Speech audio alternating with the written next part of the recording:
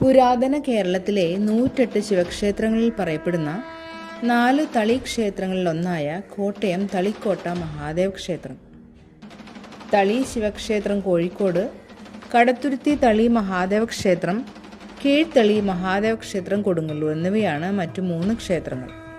അങ്ങനെ മഹാദേവന്റെ അനുഗ്രഹത്താൽ 4ാമത്തെ തളി ക്ഷേത്രത്തിലും എത്താൻ കഴിഞ്ഞു. പരശുരാമൻ പ്രതിഷ്ഠിക്കപ്പെട്ടു എന്ന ഐതിഹ്യമുള്ള ഈ ക്ഷേത്രം തെക്കുംകൂർ രാജാക്കന്മാരുടെ കുലദൈവമായി പൂജിക്കപ്പെട്ടിരുന്നു. മീനച്ചിലാറിന്റെ തീരത്ത് കുറച്ചു മുകളിലായാണ് ഈ അതിപുരാതനമായ മഹാദേവ ക്ഷേത്രം സ്ഥിതി ചെയ്യുന്നത്.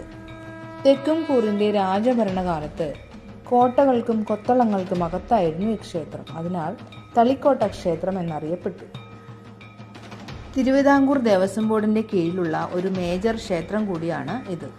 മറ്റു ശിവക്ഷേത്രങ്ങളിൽ പതിവില്ലാത്ത ഭദ്രകാളിയുടെ ദാരുബിംബം ഇവിടെ തെക്ക് കിഴക്കായി പ്രതിഷ്ഠിച്ചിട്ടുണ്ട്.